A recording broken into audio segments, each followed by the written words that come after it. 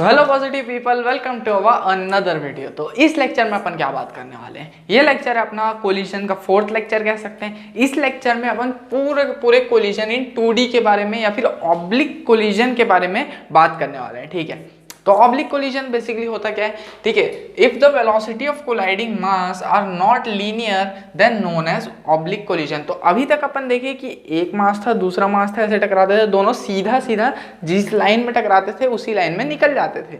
लेकिन oblique collision में ऐसा कोई नहीं होगा। अपन सबसे पहले देखते हैं फर्स्ट अप्रोच कि पहला अप्रोच कैसे है। मान लेते हैं कि ये लाइन है, ठीक है, और एक मास है ऐसे करके, ठीक है, और एक मास दूसरा है ऐसे करके। ये मान लेते हैं v1 वेलोसिटी से, मतलब u1 वेलोसिटी से जा रहा है, ठीक है, और ये मान लेते हैं u2 वेलोसिटी से जा रहा है। अब होना क्या है कि मान लेते हैं दोनों टकरा जाते हैं, दोनों क्या होते हैं, टकरा जाते हैं। तो टकराने में क्या होगा, दोनों एक इधर की तरफ चला जाएगा और एक नीचे की तरफ। तुम ही देखो ना, जैसे एक ऐसे आया आया आया आया आया आया टकराया नीचे, एक इधर चला गया, एक इधर चला गया, एक इधर एक इधर। ये सेम चीज और कहीं भी होती है क्या? हाँ, ये सेम चीज जो है कैरम में होती है। ठीक है, कैरम में साइड से मारते हैं तो दोनों टकराते हैं और दो चीज, एक इधर चला जाता है, एक इधर चला जाता है। ठीक है, सेम चीज इसमें भी होती है। ठीक, तो एक जो है टकराता है, एक इधर चला जाता है और एक इधर। अब जो है क्या क्या चीजें होती हैं इनमें वो बता देता हूँ। तो मान लेते हैं ये फर्स्ट वाला बॉडी है जो कि ये है, सेकंड वाला बॉडी है जो कि ये है। तो इनके सेंटर के बीच का ये जो लाइन है इसको क्या बोलते हैं पता है? इसको बोलते हैं कॉमन नॉर्मल। क्या बोलते हैं इसको? Common normal. कॉमन नॉर्मल, ठीक है, इसको क्या बोलते हैं? Common normal. जो फर्स्ट पार्टिकल और सेकंड पार्टिकल के सेंटर से बीच से एक इमेजिनरी लाइन जाती है, ठीक है, और इनके जहां टच कर रहे हैं वहां से एक लाइन निकालेंगे तो ये क्या है? Common tangent. क्या है? Common tangent. ठीक है भाई, तो कॉमन नॉर्मल क्या है? एक सेंटर से दूसरे सेंटर के बीच में ऐसे लाइन, ठीक है। कॉमन टेंजेंट क्या है? जहां टच कर रहे हैं वहां से लाइन, ठीक है, ठीक। तो at common tangent linear momentum और velocity of individual particles is conserved. ये लिखना भूल गया मैं, इज कंजर्व्ड, ठीक है। ये चीज याद रखना कि लीनियर मोमेंटम या फिर वेलोसिटी जो है इस कॉमन टेंजेंट के अलोंग जो है कंजर्व्ड रहती है। कैसे? ये आया ऐसे करके, मतलब मान लेते हैं ये एक बॉडी आई, ये ऐसे आई ऐसे करके। अब जो है मैं इसका ये सीधा वाला कंपोनेंट लूं या ऊपर वाला कंपोनेंट लूं, क्या ही फर्क पड़ता है ना, इस हिसाब से। तो पार्टिकल इज कंसिडर। अब जो है दूसरा पॉइंट है net momentum of both the particles remain conserved before and after collision. ये कैसे होता है? देखो यार, बेसिकली जो है इसमें कोई भी एक्सटर्नल फोर्स नहीं लगता है, ठीक है। इसमें क्या होता है? कोई भी एक्सटर्नल फोर्स नहीं लगता है। ये आता है चुपचाप ऐसे टकराते हैं दोनों और दोनों अलग अलग डायरेक्शन में चले जाते हैं। यहाँ कोई एक्सटर्नल फोर्स नहीं लगता, और जहाँ एक्सटर्नल फोर्स नहीं लगता है वहाँ क्या होता है? मोमेंटम कंजर्व्ड रहता है। इसीलिए इसमें भी momentum after and before collision conserved ही रहता है, ठीक। अब ये वाली चीज देखते हैं, ये क्या है। मान लेते हैं कि एक बॉडी को u1 वेलोसिटी से छोड़े अल्फा एंगल पे, एक दूसरे पार्टिकल को u2 वेलोसिटी से छोड़े बीटा एंगल पे। वो कहीं भी जाके टकरा रहे हैं, मान लेते हैं कहीं भी जाके टकरा रहे हैं। वो टकराने वाला पॉइंट यहाँ ले लेते हैं, ठीक। तो दोनों टकराए। अब टकराने के बाद बिफोर कोलिजन है, ये बिफोर कोलिजन, और ये कौन सा कंडीशन है? After collision. आफ्टर कोलिजन, ठीक है। तो टकराने से पहले क्या हुआ? ये दोनों जो है ऐसे, एक अल्फा एंगल पे एक बीटा एंगल पे। टकराने के बाद क्या हुआ? दोनों जो है इस सीधे से इस एक्स एक्सिस से क्या हुए? θ1 θ2 एंगल पे हो गए। तो यहाँ कोई एक्सटर्नल फोर्स लगा क्या? नहीं, वो तो आए चुपचाप टकराए। मतलब क्या लीनियर मोमेंटम कंजर्व्ड होगा क्या? हाँ, तो देखो, तो लीनियर मोमेंटम कंजर्व्ड होगा एक्स एक्सिस में भी और वाई एक्सिस में भी। मतलब क्या? मतलब अभी दिखा रहा हूँ, एक्स एक्सिस के लिए बता रहा हूँ, ठीक है। तो सबसे पहले ये वाला पार्टिकल लेना u1 वाला। तो ये इसका इनिशियल मोमेंटम कितना होगा, m1 u1 cos अल्फा होगा क्या? हाँ, क्यों? क्योंकि ये x वाला कंपोनेंट cos अल्फा होता है। हाँ, अब सेकंड वाला पार्टिकल लेना, plus m2 u2 cos beta होगा क्या? क्यों? क्योंकि इस तरफ कंपोनेंट cos बीटा होता है। हाँ, इज इक्वल्स टू, अब फाइनल लीनियर मोमेंटम लेना है, तो v1 m1 v1 cos theta होगा क्या, plus m2 v2 cos theta 2 होगा क्या? हाँ, बिल्कुल होगा, बिल्कुल होगा, बिल्कुल होगा। तो x एक्सिस के लिए ये वाली चीज होती है, ठीक है, इसको लिख लेना, ठीक। अब y एक्सिस के लिए देखते हैं, तो कुछ नहीं, सबका परपेंडिकुलर कंपोनेंट, तो u1 है तो u1 साइन थीटा इधर होगा क्या, u1 साइन अल्फा इधर होगा क्या? हाँ, तो m1 u1 sine alpha plus m2 u2 sine beta is equals to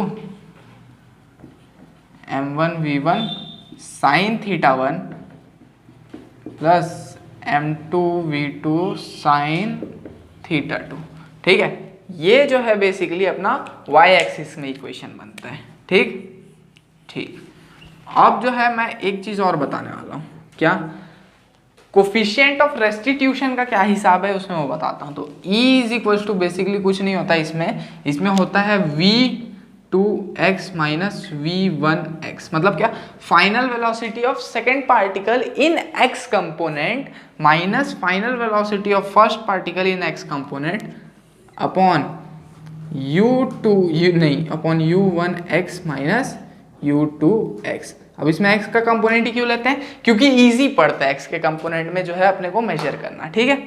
तो ये u1x क्या है, initial velocity of first particle in x component, और u2x क्या है, फाइनल वेलोसिटी, मतलब initial velocity of second component in x component, ठीक। और इसको क्या लिख सकता हूँ, v2x को क्या लिख सकता हूँ मैं, v2 cos theta 2 minus v1x को क्या लिख सकता हूँ, v1 cos theta 1 upon u1x को क्या लिख सकता हूँ, u1, एक सेकेंड, फ्रेम में आ रहा है ना ये, अब आ रहा है, u1 cos alpha minus u2 cos beta, ठीक है। तो ये जो है कोफिशिएंट ऑफ रेस्टिट्यूशन का फॉर्मूला है, किस टर्म में, ऑब्लिक कोलिजन के टर्म में, इसको याद रखे रहना।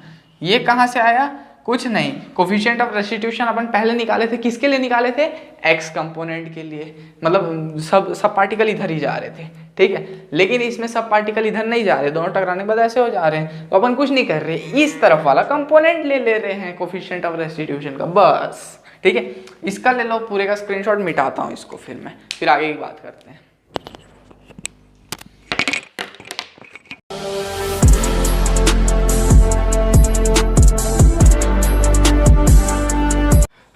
तो अब बात करते हैं यार अपन 2D मोशन में सेकेंड अप्रोच की, मतलब जब कोलिजन होता है और ऑब्लिक कोलिजन होता है तो उसमें जो है अपन सेकेंड अप्रोच कैसे अपना सकते हैं। मतलब अभी अपन देखे कि एक बॉल था, दूसरा बॉल था, आया, टकराया, ऐसे हुए, ठीक है। लेकिन अब क्या होगा कि दोनों बॉल ऐसे चल रहे होंगे और ऐसे टकरा के ऐसे वापस अपना वो कर लेंगे। मतलब क्या, मतलब ये देखो, मतलब मान लेते हैं ये एक पार्टिकल है, ये दूसरा पार्टिकल है, ठीक है। ये नीचे से ऊपर आ रहा है और ये साइड जा रहा है, ठीक है। तो क्या हो रहा है, ऐसे आ रहा है, ऐसे करके ये ऐसे हो रहा है, समझ गए। मतलब ये जो पार्टिकल जो ऊपर जा रहा था वो इस तरफ जाने लग जाता है कोलिजन के बाद, और ये जो पार्टिकल है जो इधर जा रहा था वो ऊपर जाने लग जाता है कोलिजन के बाद। हाँ, तो यही सही समझे, तो यही अपना सेकेंड अप्रोच, ठीक।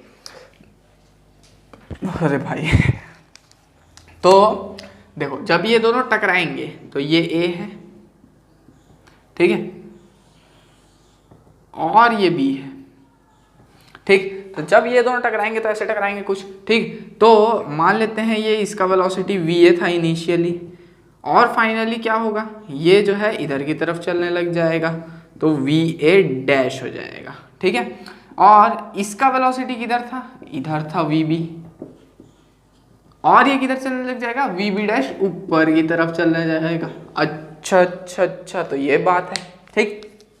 तो इनके जो कॉमन पॉइंट है, अगर यहाँ से ऐसे चीज खींचो तो इसको क्या बोलते हैं, कॉमन टेंजेंट बोलते हैं इसको, कॉमन टेंजेंट, ठीक है। और इसके सेंटर से सेंटर में खींचो ऐसे, तो इसको बोलते हैं कॉमन नॉर्मल, ठीक है। इसको क्या बोलते हैं, कॉमन नॉर्मल, ठीक।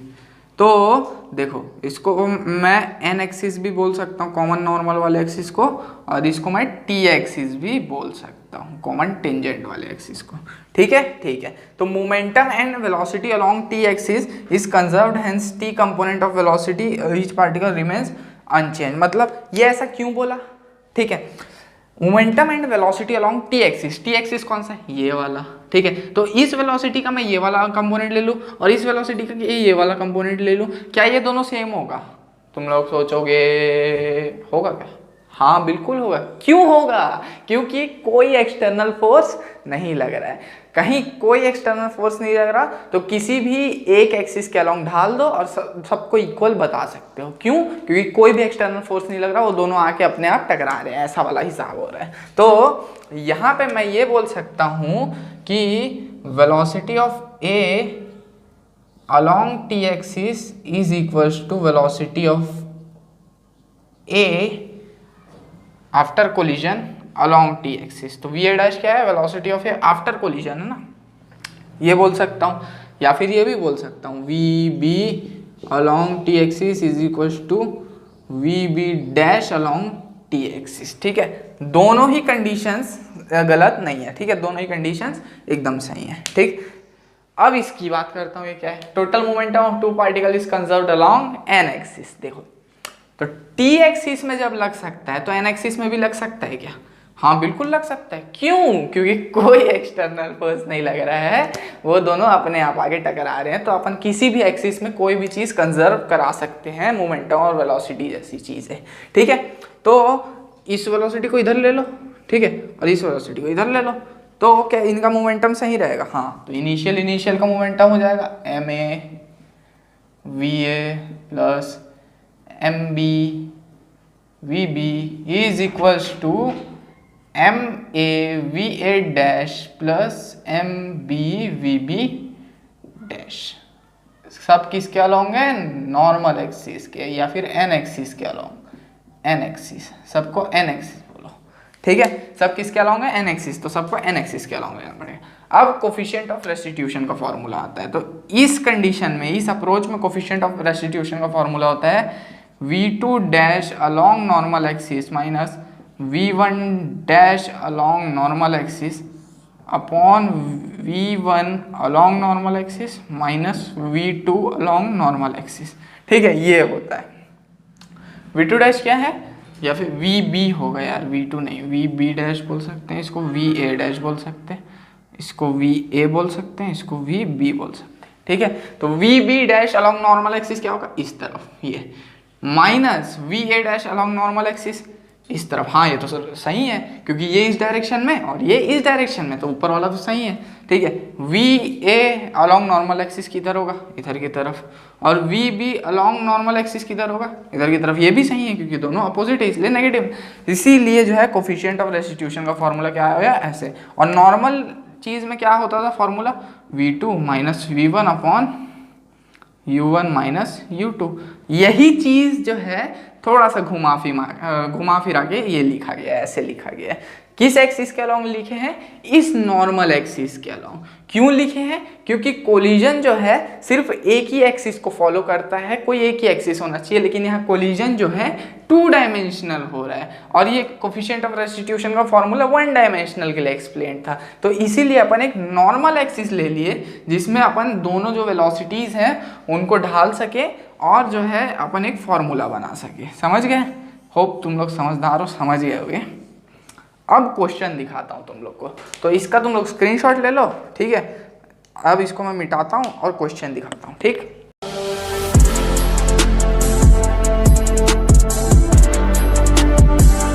तो अब देखते हैं यार अपन इन दो क्वेश्चंस को, ठीक है। तो ये जो दो क्वेश्चंस है वो बहुत बेहतरीन वाले, एकदम मज़ा ही आ जाएगा और कॉन्सेप्ट भी क्लियर हो जाएगा कि कैसे इन जो कोलिजन्स है इनके जो क्वेश्चंस है वो सॉल्व किए जाते हैं, ठीक है। अरे इधर का चालू नहीं है क्या? हाँ भाई ब्राइटनेस आया यार, एक सेकेंड थोड़ा सा कम करने दो भाई।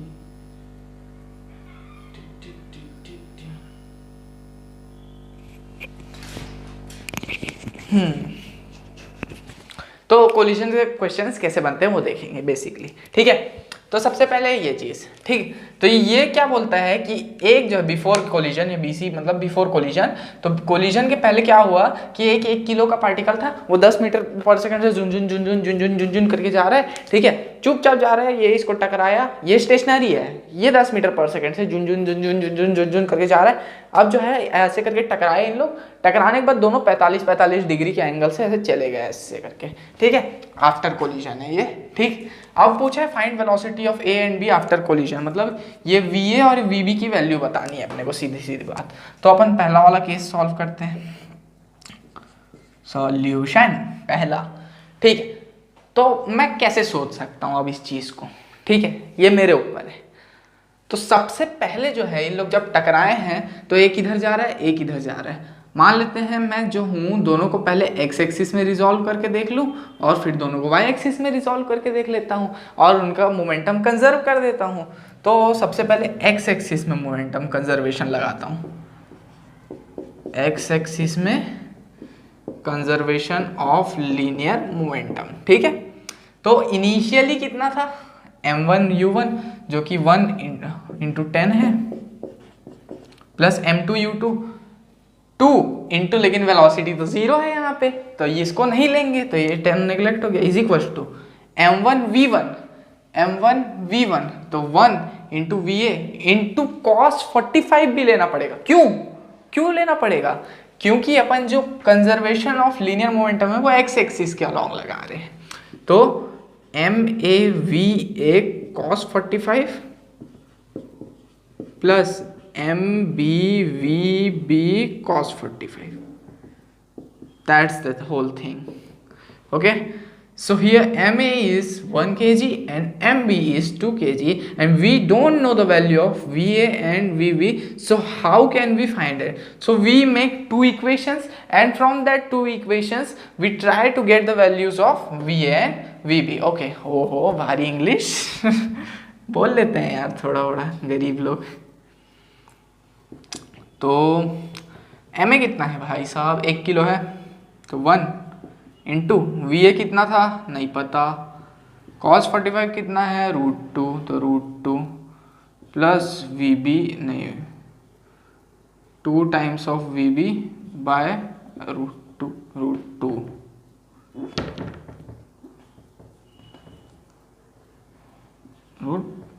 ठीक है। तो V A plus 2 V B is equal to √2 हो गया। तो या फिर इसको ऐसे भी लिख सकता हूँ V A plus 2 V B is equal to 10√2, ठीक है। ये किसमें एक्स एक्सिस में कंजर्वेशन ऑफ लीनियर मोमेंटम लगाए। तो अब मैं वाई एक्सिस में सेम चीज लगाने वाला हूँ, conservation of linear momentum Y axis में लगाऊंगा। तो देखो इनिशियली तो वाई में कोई वेलोसिटी नहीं है तो ये तो इनिशियल तो 0 हो जाएगा, फाइनल में क्या होगा M A V A sine theta plus M B V B sine theta, ठीक है। ठीक, तो यहाँ तक पहुँच गए थे अपन, गलती हो गया था थोड़ा सा। तो यहाँ बेसिकली होगा कुछ नहीं, फिर से लिखते हैं यार इसको। तो यहाँ जो है नेगेटिव लगेगा, क्यों पता है? क्योंकि देखिए वाई एक्सिस में ले रहे हैं तो इसका वाई एक्सिस इधर जाएगा और इस वी बी का वाई एक्सिस नीचे आएगा और दोनों अपोजिट डायरेक्शन में, इसलिए ठीक है। तो ये आ जाएगा V A by √2 minus √2 V B, तो ये आ जाएगा इज इक्वल टू 0। तो V A minus 2 V B is equal to 0 आ जाएगा, ठीक है। अब इन दोनों को करेंगे तो वी ए आ जाएगा 10√2 और वी बी आ जाएगा 10√2/2 मतलब 5√2। ठीक है, अब इसमें पुट करना है। एक सेकंड, इसको मिटाने के लिए कहाँ गया?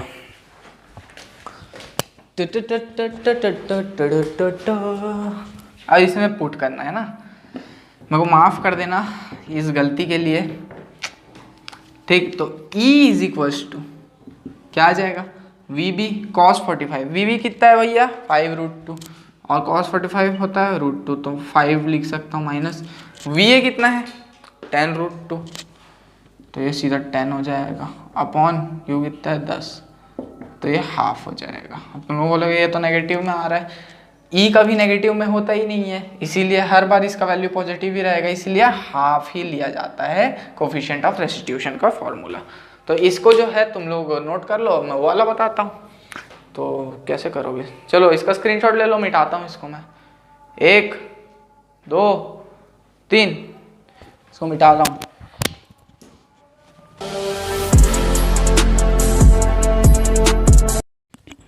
तो अब जो है इसकी बात करते हैं। ठीक है, तो बेसिकली जो है दो डिस्क है जिसका मास सेम है m और m। If both disc collides E is equal to 1, find velocity of disc after collision. ठीक है, अगर दोनों डिस्क कोलाइड करते हैं, एक सेकेंड, इनका मास नहीं खींच दिया है ना, मेरे बुक में देख लेने दो यार, कुछ गलत तो नहीं लिखा ना। हाँ, मास नहीं दिया है इन लोग का, नहीं दिया है मास इन लोग का, बाकी मास सेम है बोला है, बस मास से दिया नहीं है। ठीक है, if both disc collide E is equal to 1, find the velocity of disc after collision. Collision के बाद जो है इनका वेलोसिटी क्या होगा? अब तुम लोग बोलोगे अभी जिस मेथड से निकाला था वैसे निकाल ले। नहीं, वैसे नहीं बनेगा ये क्वेश्चन। क्यों? क्योंकि इसमें दोनों जो बॉक्सेस हैं या दोनों जो मासेस हैं या दोनों जो डिस्क हैं वो इनिशियली जो है मोशन में है, मतलब इनिशियली दोनों चल रहे हैं, उसके बाद कोलिजन हुआ है। उस वाले में एक जो है कोलिजन, एक जो है स्टेशनरी था और एक चल रहा था। ठीक, तो बेसिकली मान लेते हैं दोनों कोलाइड करते हैं, ऐसे करके। ये पहला है, बड़ा सा बना के दिखा रहा हूँ ना कैसे होगा। ठीक है, ये दूसरा है, कोलाइड किए। मान लेते हैं ये इधर जा रहा था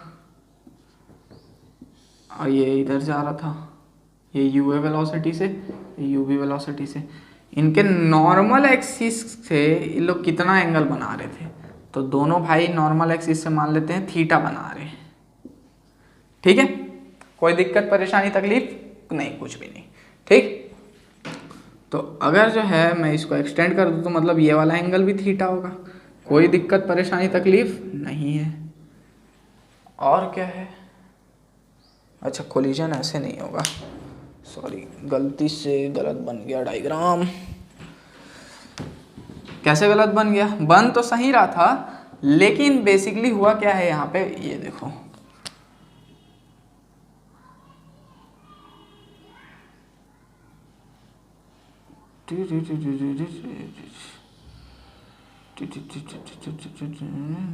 इसका जो सेंटर है वो यहाँ से ऐसे कोलाइड किया हुआ है ना, तो नॉर्मल भी अलग बनेगा। तो बेसिकली नॉर्मल बनेगा ऐसे, हाँ, और ये इधर की तरफ UB वेलोसिटी से मान लेते हैं ये थीटा एंगल है तो ये भी थीटा एंगल है, ऐसा कुछ है। अब देखो ये वाला जो एरिया है, ये इलाका, ये ट्रायंगल देख, इसको रेड से बनाता हूँ यार, जिसको देखना है वाला। ठीक, तो देख ये वाला ट्रायंगल देखना मेरे भाई, ये वाला जिसको रेड से बना रहा हूँ, ये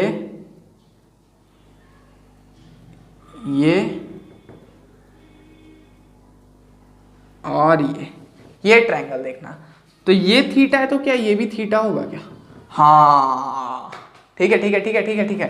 अभी देखना, दोनों का रेडियस r दिया हुआ है, तो ये r और ये r, क्या ये 2r होगा और ये भी r। ठीक, तो यहाँ एक ट्रायंगल बनता दिख रहा है क्या मेरे भाई? हाँ, ये थीटा है क्या? हाँ, ये 2r है क्या? हाँ, ये r है क्या? हाँ, तो साइन थीटा क्या होगा? Perpendicular by hypotenuse r by 2r, मतलब 1/2, मतलब theta is equal to 30 degree आया क्या? हाँ, इससे अपने को क्या मतलब, अभी दिखा रहा हूँ अपने को क्या मतलब है।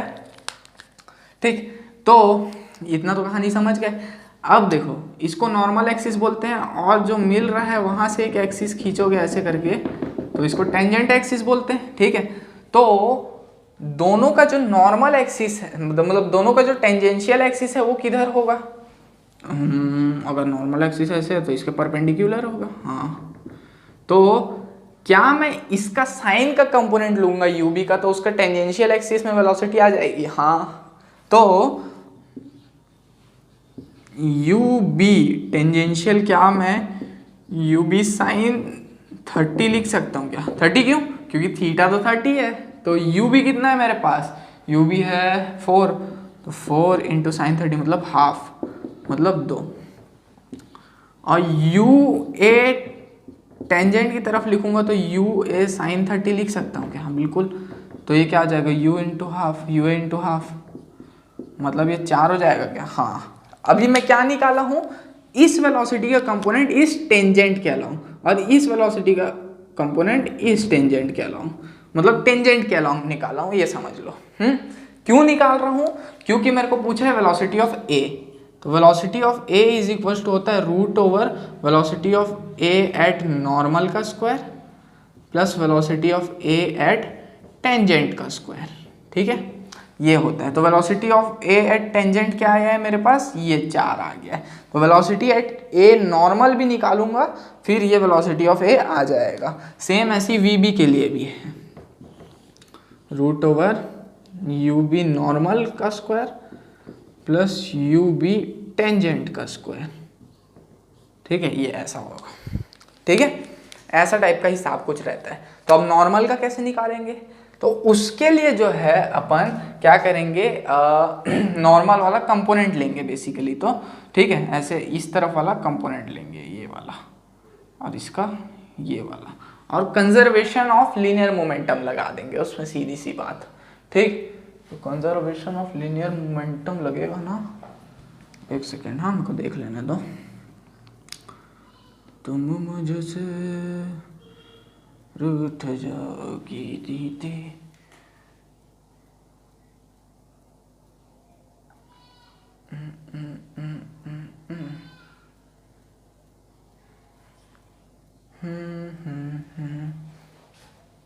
ठीक है। तो बेसिकली यहाँ पे कंजर्वेशन ऑफ लीनियर मोमेंटम लगा रहे हैं अपन। तो इनिशियली जो है अभी नॉर्मल में लगा रहे हैं, और उसके नॉर्मल में मतलब नॉर्मल एक्सिस में।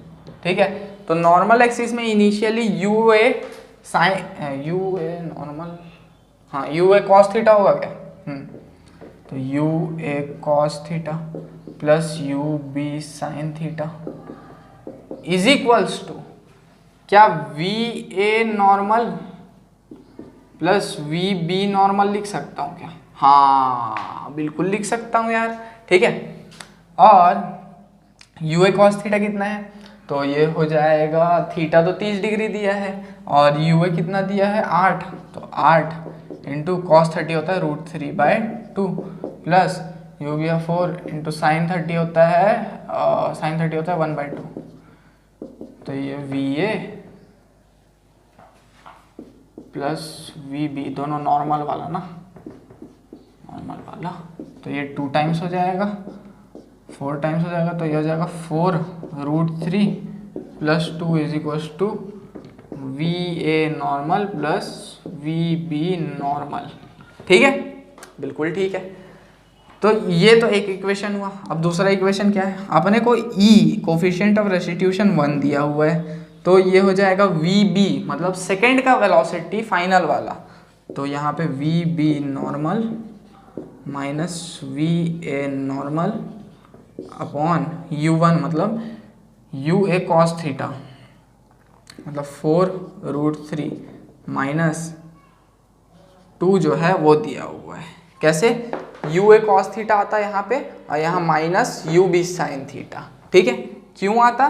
क्योंकि एक सेकेंड यार, यहाँ भी कॉस थीटा ही आएगा ना भाई, क्यों साइन थीटा? यहाँ कॉस थीटा आएगा, करेक्ट कर लेना। तो यहाँ भी √3/2 आएगा, तो 2 से 2 तो 2√3 आएगा यहाँ भी। ठीक है, तो यहाँ आ जाएगा ये 6√3। ठीक है, तो यहाँ भी आएगा, तो यहाँ क्या आएगा, यहाँ पे basically U A cos theta minus U B sine theta आ जाएगा, मतलब यू बी कॉस थीटा, यार इसमें भी यू बी कॉस थीटा ही आएगा। क्यों कॉस थीटा आएगा? क्योंकि इनका मेरे को नॉर्मल वाला कंपोनेंट, मतलब ये वाला कंपोनेंट चाहिए, इसका भी ये वाला कंपोनेंट चाहिए, ठीक है, इसीलिए। तो वी बी नॉर्मल ये नहीं दिया है मेरे को, माइनस वी ए नॉर्मल ये भी नहीं दिया है मेरे को, upon you A cos theta 4√3 दिया है, माइनस 2√3।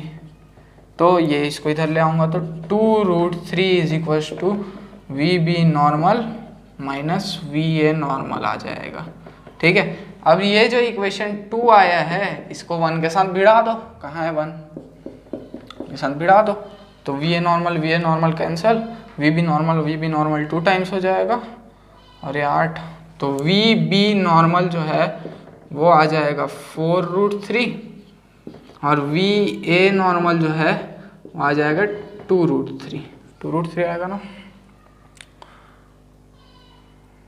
हाँ 2√3 आएगा, ठीक है। तो क्या करूँ अब इसका, तो देखो वी ए नॉर्मल भी मिल गया और वी ए टेंजेंशियल भी मिल गया, तो अब वी ए खोज लेते हैं। तो वी ए बेसिकली क्या हो जाएगा, root over V A normal का स्क्वायर मतलब 2√3 का square plus V A tangential का स्क्वायर, यू ए टेंजेंशियल का स्क्वायर मतलब 4 का स्क्वायर, ठीक है। और यहाँ वी बी के लिए क्या हो जाएगा, root over V B normal का स्क्वायर मतलब 4√3 का स्क्वायर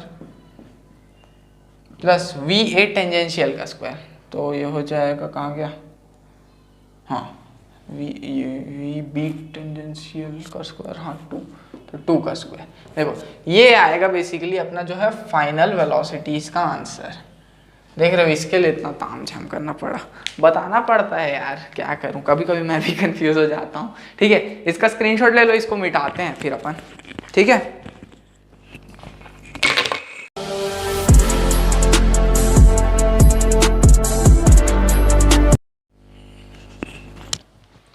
तो अब अपन बात करते हैं यार इस क्वेश्चन के बारे में, ये थोड़ा सा अलग टाइप का है, ठीक है। तो चलिए देखते हैं। तो 2 equal sphere of mass m are in contact on smooth horizontal table, a third identical sphere impinges on them and is reduced to rest। मतलब क्या हुआ है कि ये 2 आइडेंटिकल स्फीयर ऐसे थे, अब जो है तीसरा यहाँ से इनिशियल वेलोसिटी जिसका u था वो यहाँ से यहाँ तक आया, इनसे टकराया, ये यहाँ रेस्ट पे आ गया, ये देखो impinges on them is reduced to rest, ये रेस्ट पे आ गया। ये दोनों भाई लोग ये दोनों ऐसे कट लिए, कितने एंगल पे नहीं पता, थीटा एंगल बोल लो ऐसे करके, ठीक है, थीटा एंगल बोल सकते हो, ठीक। अब जो है थीटा एंगल बोल लेते हैं अपन। अब जो है मेरे को ये भी नहीं पता है कि क्या ये दोनों इनिशियली चल रहे थे, क्या रेस्ट पे थे, कुछ भी नहीं पता है मेरे को। अब ये सब मेरे को क्या निकालना है, ये E is equal to 2/3 prove करना है, PT मतलब prove that E is equal to 2/3 and find loss in kinetic energy निकालना है, ठीक है। तो सबसे पहले जो है जो चीज़ मेरे को पता है कि इसका इनिशियल वेलोसिटी u है, सब कुछ इसी के टर्म्स में निकलने वाला है। तो सबसे पहले जो है मैं एक काम करता हूँ कि पहले थीटा पता लगाता हूँ। तो जब ये तीनों एक दूसरे के टच में होंगे, ये तीनों एक दूसरे के टच में होंगे, तो क्या ऐसा करके ये थीटा एंगल बना होगा, हाँ। और ये क्या 2r होगा, कैसे कैसे कैसे कैसे कैसे ऐसे करके ये किसी के साथ टच में होगा, तो इसके सेंटर से इसके सेंटर की दूरी 2r नहीं होगी, हाँ। और ऐसे करके ये थीटा एंगल और ये r, ये 30 डिग्री, तो ये r, तो ये साइन थीटा करूँगा यहाँ से मैं, ये टकराएगा तो इसके मिड तक रहेगा ना, ये सर्कल गलत बन गया, ऐसे करके रहेगा, ठीक है। तो sine theta is equal to perpendicular by hypotenuse, तो r/2r मतलब 1/2, मतलब थीटा कितना आ जाएगा 30 डिग्री। थीटा कितना आ गया 30 डिग्री, ये तो पता चल गया मेरे को कि थीटा 30 डिग्री है। अब कंजर्वेशन ऑफ लीनियर मोमेंटम लगा के देखता हूँ इसमें, ठीक है। तो कंजर्वेशन ऑफ क्या लगाता हूँ, लीनियर मोमेंटम। तो कैसे लगेगा, सबसे पहले इनिशियल का लगता है। तो इनिशियली कौन सा मास जो है चल रहा था, सिर्फ ये वाला मास, तो mu +0 +0, सिर्फ एक ही मास चल रहा था। अब फाइनली क्या क्या चलने लगे, मान लेते हैं v वेलोसिटी से जा रहे हैं इधर इन लोग, तो m v cos theta plus m v cos theta plus 0 हो गया। तो ये m u is equals to m v cos 30 कितना होता है √3/2 प्लस m v √3/2, m से m गया सब जगह से, तो u इज इक्वल्स टू, तो v क्या हो जाएगा, तो v हो जाएगा एक्चुअली में u/√3। तो यहां से मेरे को एक चीज पता चल गई कि ये जो वेलोसिटी v होने वाला है ये इस इनिशियल वेलोसिटी u का कितना टाइम्स होने वाला है, √3 टाइम्स डिवाइड होने वाला है। तो ये v वेलोसिटी मिल गया मेरे को, ठीक है।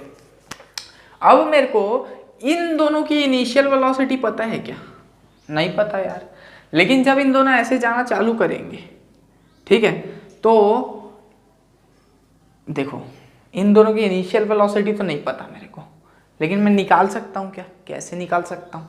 अब मेरी बात एकदम ध्यान से सुनना, मान लेते हैं इसका वेलोसिटी u है, इससे टकराने के बाद ये दोनों ऐसे ऐसे जाते हैं, ठीक है।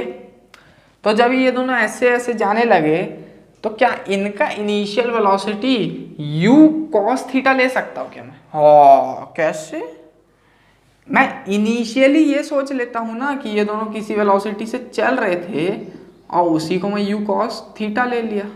क्यों लिया, क्योंकि देखो u तो ज्यादा है, ठीक है, u cos थीटा और u में कौन ज्यादा होगा, u ही ज्यादा होगा, क्योंकि थीटा तो 30 डिग्री आ गया ना, तो √3/2 तो ज्यादा नहीं हो सकता, तो u ज्यादा है, तभी तो टकराया, तो ये दोनों ऐसे अलग हुए।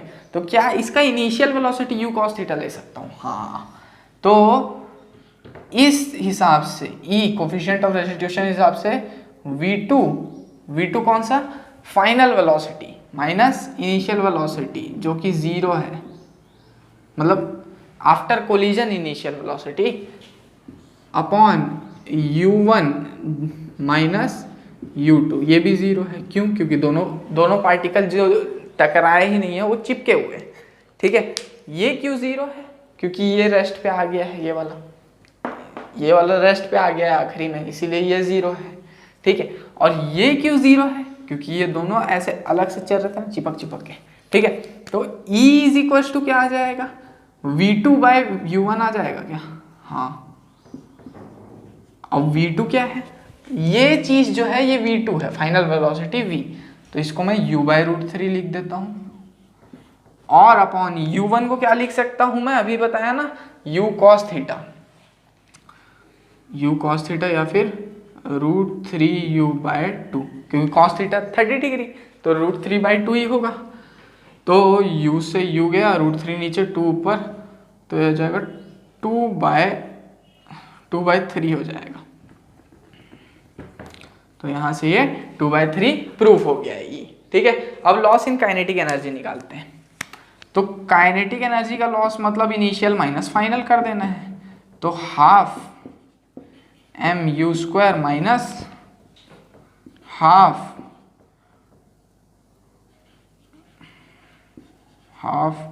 इंटू 2, क्यों, क्योंकि यहाँ 2 मासेस है, ये और ये, तो 2 में मल्टीप्लाई होगा ना, 2 into mass half m into v², v की जगह क्या लिख सकता हूँ, u/√3, u²/3 भी लिख सकता हूँ, ये होगा, ठीक है।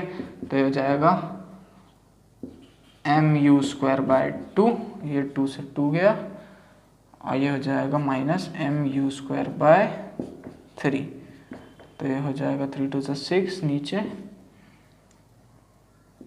mu²/6, ये जो है अपना काइनेटिक एनर्जी आ जाएगा, कितना, mu²/6, क्योंकि mu की वैल्यू दी नहीं है और लॉस इन काइनेटिक एनर्जी इतना ही है। लॉस इन काइनेटिक एनर्जी कितना होता है, इनिशियल माइनस फाइनल, ये लॉस है। होप ये समझ में आ गया होगा, इसको मिटाता हूँ, इसका स्क्रीनशॉट ले लो।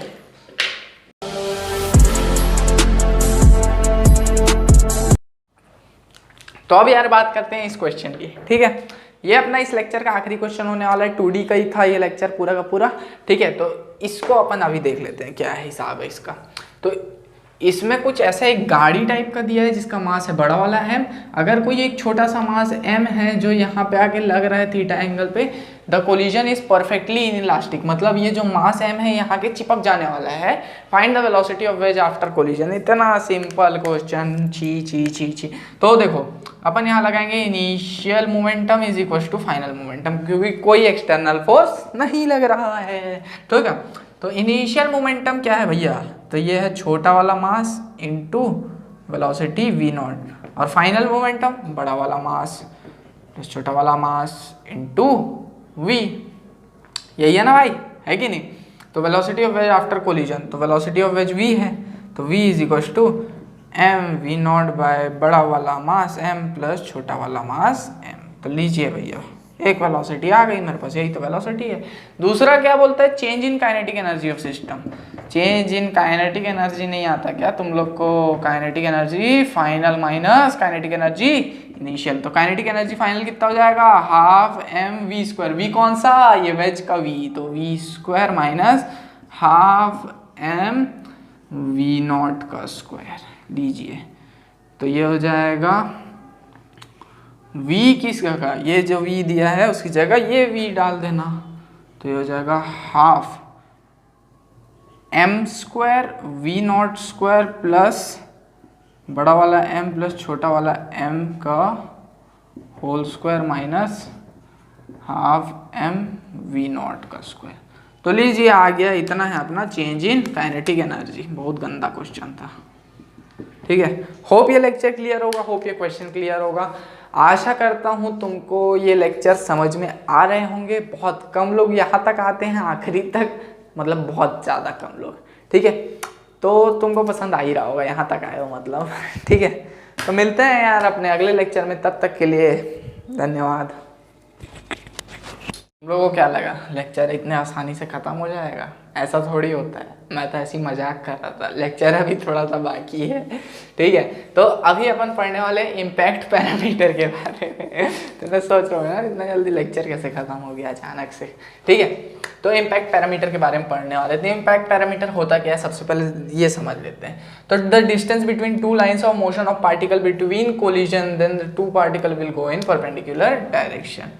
मतलब क्या, मतलब बेसिकली ये है कि ये वो डिस्टेंस है दो पार्टिकल्स जो कोलाइड करने वाले हैं उनके बीच,